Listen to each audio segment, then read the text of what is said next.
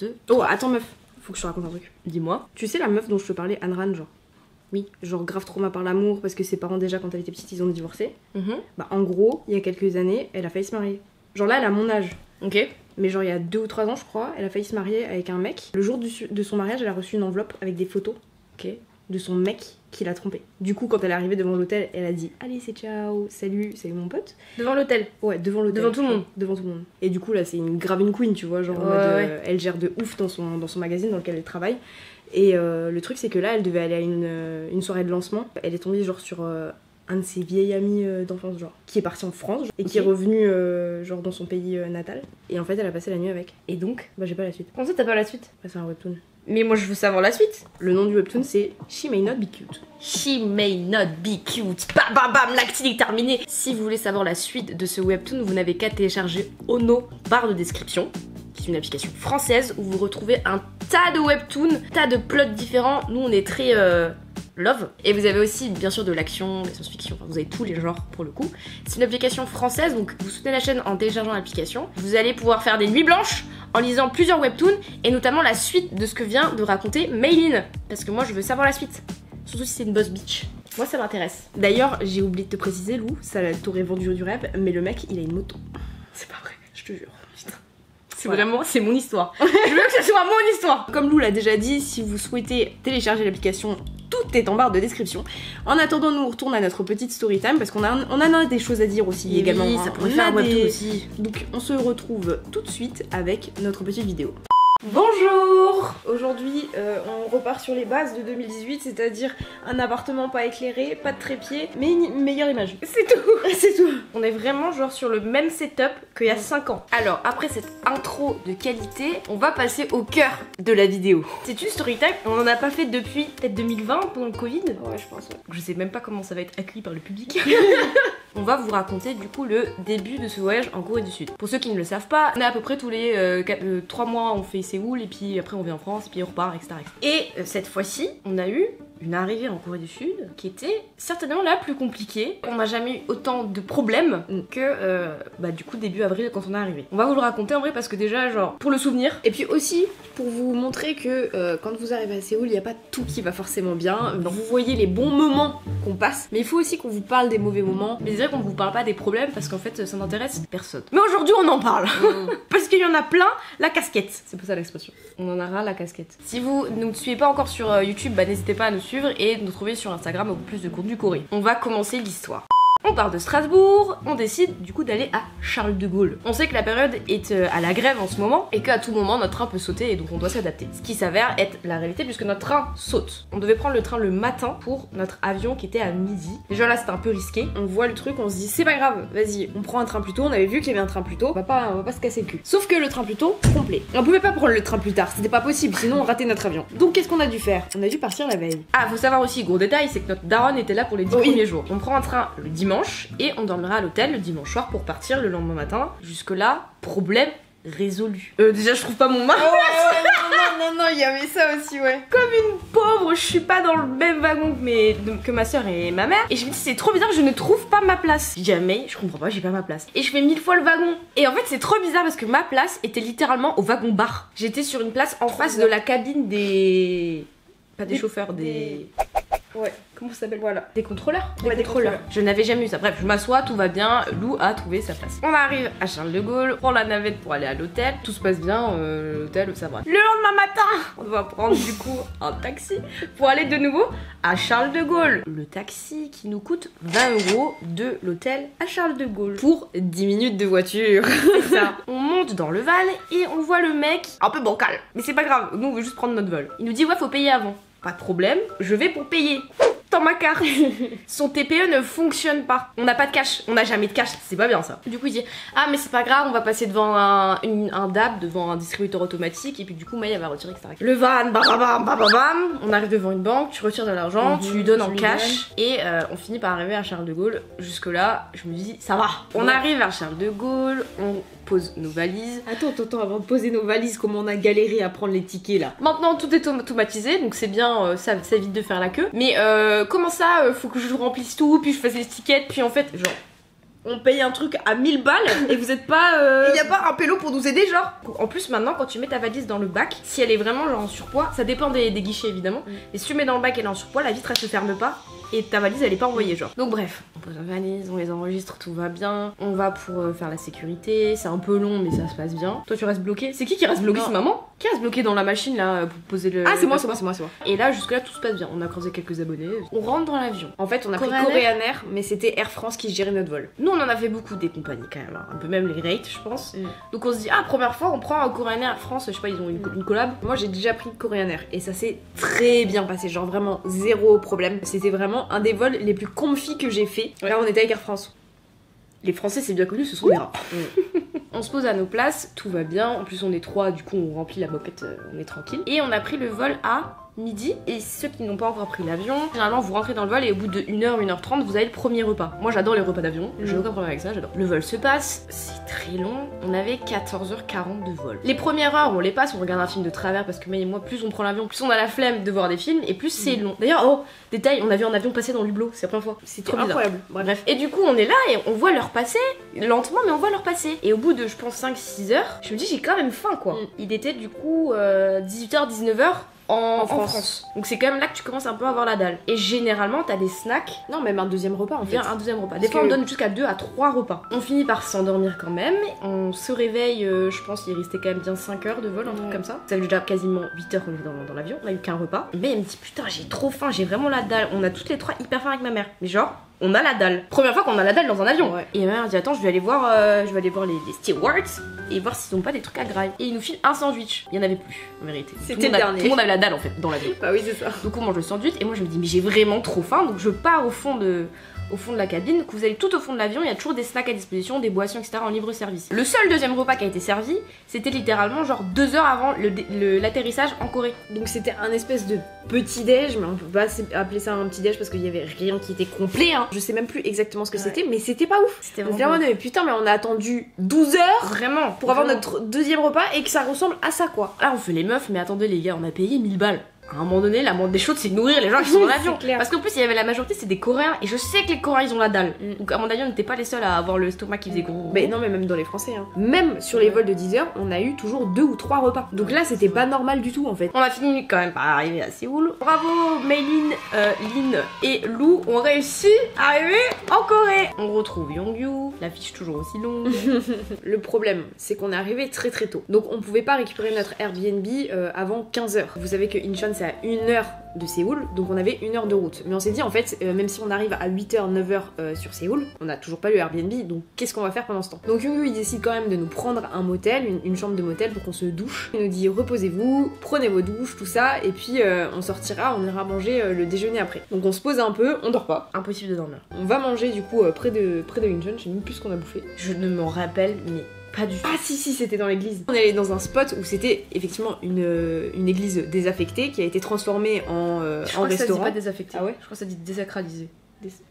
On s'en fout, vous avez compris. C'était l'examen. C'était un restaurant. On est allé là-dedans, mais en fait, si vous voulez, on était des zombies. Je me souviens de rien de cette journée. J'étais vraiment hors de mon corps. Moi, en parallèle, je vis actuellement un problème. Et je suis profondément pas bien. Je suis profondément malheureuse. Voyage, plus fatigue, plus Lou, elle est pas bien. Ça fait un mauvais combo. Très très mauvais combo. Vraiment mauvais combo. Ça fait 1 mois et demi. Ça va. On rentre à Séoul et on arrive au Airbnb. Faut savoir que quand même, on savait qu'on allait passer la nuit dans ce Airbnb et que le lendemain matin, à 5h, on devait se lever pour prendre l'avion pour Jeju. Donc on était déjà en mode, on va passer une nuit de merde. J'avais envie de pleurer tellement j'étais fatiguée, tellement je me disais mais en fait, vas-y viens, on y va pas à Jeju en fait. Parce que si c'est pour se lever demain à 5h du matin pour prendre un avion à 7h et subir 3 jours à Jeju en mode zombie, c'est pas possible. Genre on va mourir quoi. Et bref, on arrive au Airbnb et le Airbnb... J'ai pas les mots. Comme j'ai pas les mots. On a l'habitude aussi des Airbnb, on en prend des Airbnb, on les check, on sait. Là on l'a pas vu venir. On arrive au Airbnb, c'est un Airbnb en basement. On a déjà fait plein d'Airbnb en basement. Ok c'est sombre, mais tranquille. On arrive, c'est humide as fuck. Tu vois les murs, ils sont humidifiés. Il y a des formes de personnes sur les murs, tellement c'est humide. T'arrives, t'as pas les outils, comment on dit les... Tu veux dire quoi? Les utilitaires. Les utilitaires. Ça se dit les utilitaires? C'est pas un camion, un utilitaire.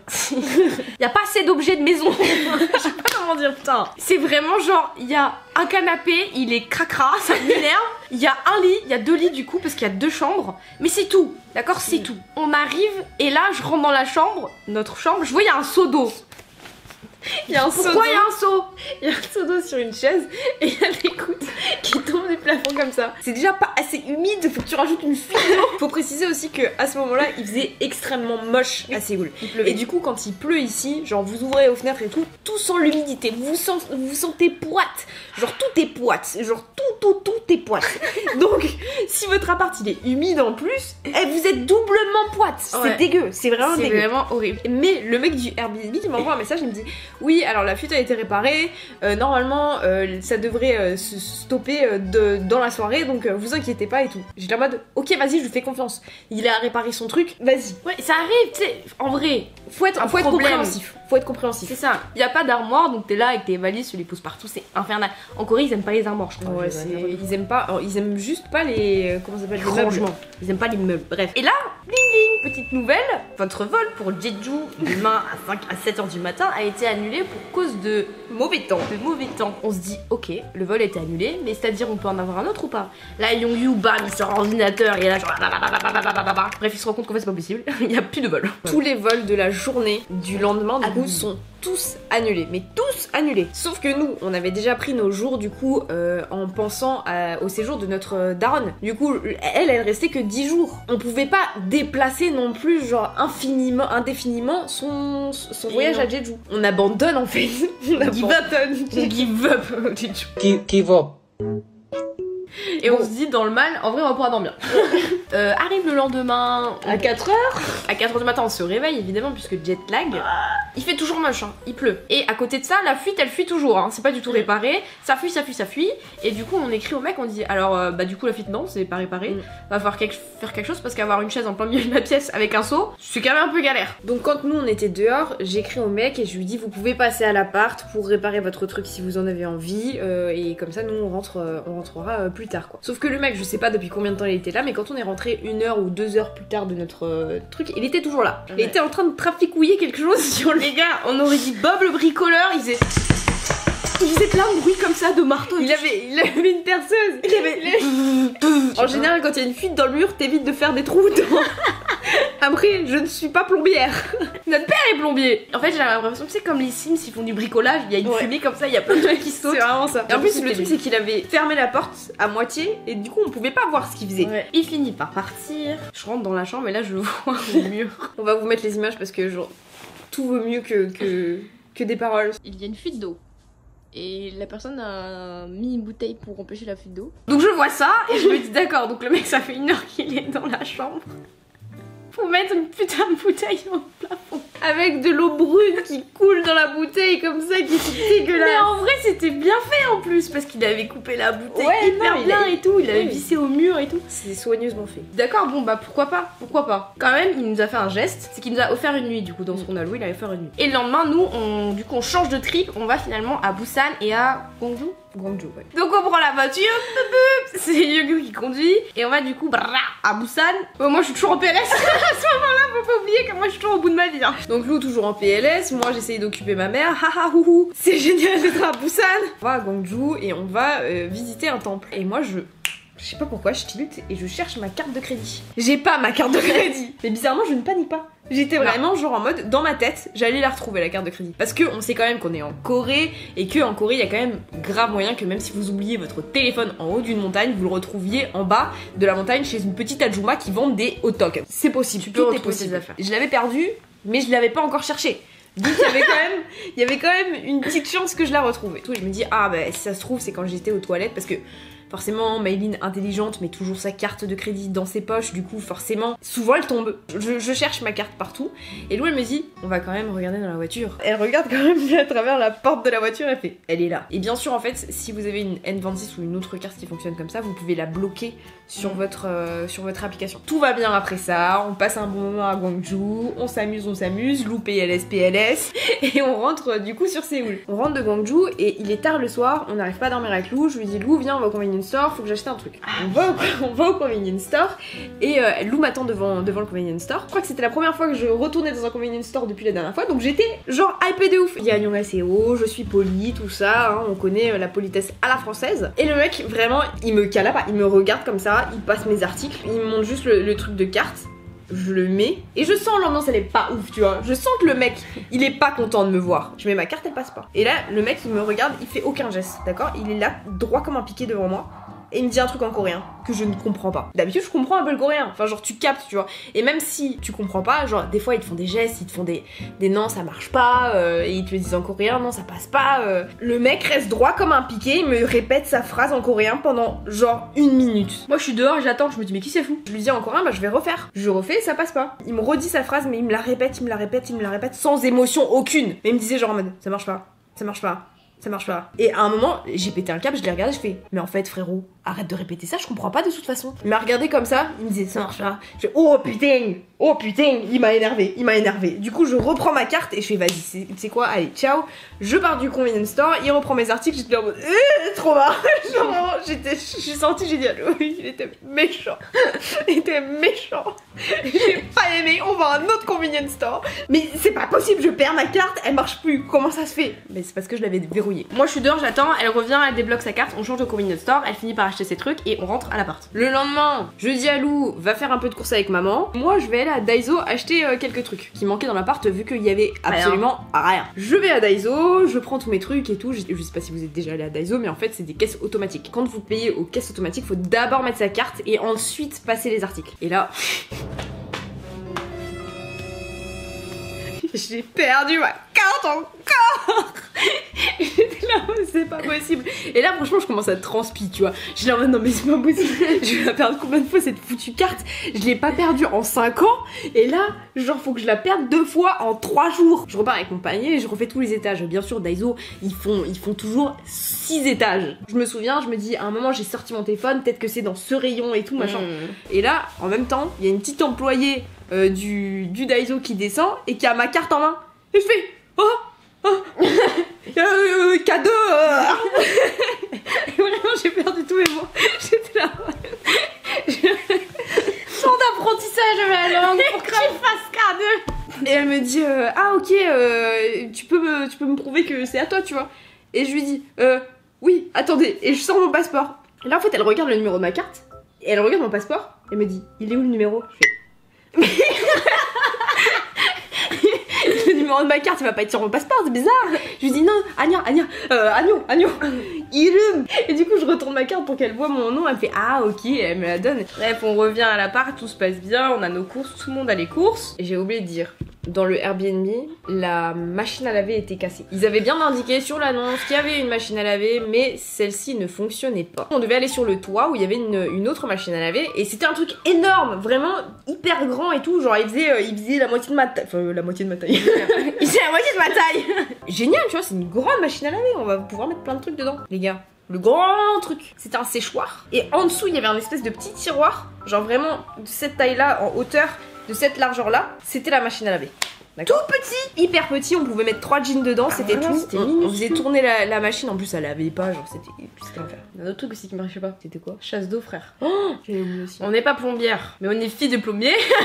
Maman elle tire la chasse d'eau et elle dit en mode ah le fil il s'est cassé. Et moi je comprends pas, tu vois. Je suis en mode pas la règle du fil, je me dis comment ça? Je suis en mode ok. Du coup il y a des fils dans les toilettes. Ouais, j'étais en mode ok si tu veux, vas-y, le fil il s'est cassé. C'est vrai, et du coup moi je vais faire pipi et je me dis comment ça le fil il s'est cassé? Pourquoi il y a un fil dans les chiottes même? Et là je me dis ah je vais soulever le couvercle des chiottes et tout, et là je vois effectivement qu'il y a un fil. Le saviez-vous? Moi je ne le saviez pas. Moi je ne le saviais pas.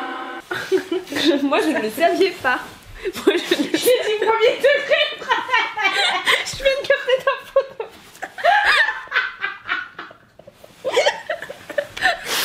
J'ai dit premier degré. C'est trop grave. Moi je ne le saviez pas. Je sais pas parler. Bref, je ne savais pas qu'il y avait un fil. Donc moi je soulève les chiottes et je vois qu'effectivement c'est un fil en plastique et ça lie du coup le trou du truc à la chasse d'eau. Et donc c'est cassé. Et je dis putain effectivement faut qu'on répare ce truc. Et je me dis bon on doit le dire au proprio. La vérité flemme. Ouais, flemme. Le truc qui marche pas, le trou dans le mur, parce que du coup il y a toujours la bouteille, hein, faut pas l'oublier. Et Chut, on se dit, et tu sais quoi? Mais elle a dit, tu sais quoi, je vais essayer de le réparer. Parce que mais je sais pas pourquoi. Elle a des skills en plomberie. J'ai pas non, c'est vrai. Parce qu'autant moi je tue les bêtes et tout, mais mec, je sais pas pourquoi dès qu'il y a un truc qui bouge. Mais non, je vais réparer. Ouais, je suis un peu une MacGyver dans la ouais, de ouf, c'est vraiment la plombière, la seconde plombière de la MIF quoi. Enfin bref, elle dit je vais réparer. Elle prend un fil de scène, elle l'accroche aux chiottes et puis au truc et tout. Bref, on est là genre. Ouais, je sais pas si ça fonctionne. Tous les jours je le resserrais parce que le fil il se abrase. C'était là, l'eau dans les chiottes comme ça, des chiottes, faire des nœuds et tout. Genre c'est n'importe quoi, j'ai aussi une vidéo. Ça marche approximativement et ça fonctionnera jusqu'à la fin. Et la vérité, on n'a rien dit. Donc les prochains locataires qui sont arrivés, ils ont dû voir un fil vert dans les chiottes, ils se sont compris. Et le séjour se termine pour notre daronne. Et son départ a été une libération, je pense. Faut savoir que notre daronne, elle est hyper sensible. Et du coup, quand elle nous quitte, surtout nous, ses filles et tout, d'habitude, elle pleure toujours. Et là, on la raccompagne à l'aéroport. On arrive devant le truc où elle doit passer à la sécurité. Elle dit bon, on se revoit dans 2 mois du coup. Allez. Et elle part. Elle part. Elle a même pas lâché une larme. Et même pas un peu d'émotion. Elle était en salut. Je pense qu'elle était trop contente de rentrer. La vérité, ça a été les 10 jours les plus compliqués. Émotionnellement, matériellement, vraiment. Tout ce que vous voulez. Après toutes ces péripéties dans le premier Airbnb, on passe dans le deuxième, tout va bien, comme vous l'avez vu dans la vidéo. Tout commence à s'apaiser. Sauf que là, je reçois un message de ma mère qui me dit « Maëline, tu as reçu un courrier recommandé ?» Je vais vous remettre dans le contexte. En janvier, je suis avec les filles, avec Audrey et Juliette, à Strasbourg, et on est en train de s'amuser en voiture. Je conduis, tout ça, et on passe un feu rouge. Feu rouge qui me flash à la gueule. Je ne sais pas s'il m'a flashé moi ou le mec de derrière, mais quand bon. t'es passé, il était orange.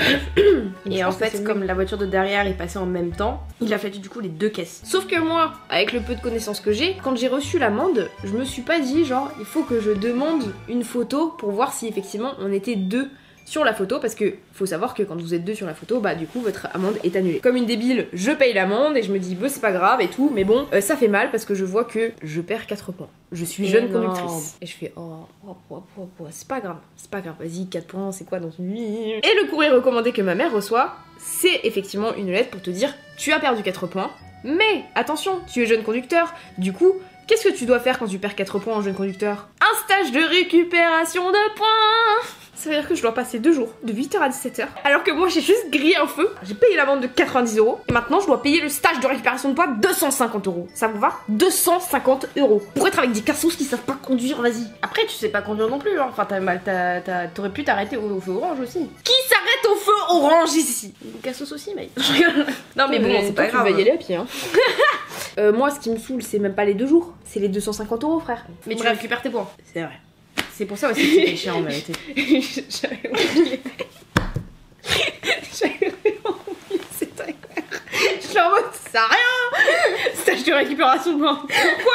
Stage de récupération de points. Anyway, du coup, May a cette mauvaise nouvelle avec la lettre recommandée, c'est 250 €, mais elle récupérera ses 4 points. D'ailleurs, merci Antonin pour toutes les infos que tu m'as données, hein, cœur sur toi. Et on va pas cette vidéo, mais on voit beaucoup d'amour. Pour terminer du coup ces péripéties de début de séjour. Donc moi faut savoir qu'en parallèle je suis toujours en PLS, d'accord? C'est un fardeau. La vie est un fardeau. Et à un moment je vais sur le toit pour prendre l'air. Je vais faire ma main caractère. Je vais essayer de changer mon esprit en regardant l'horizon. Et je n'allume pas la lumière parce que c'est plus joli la nuit quand elle est nuit.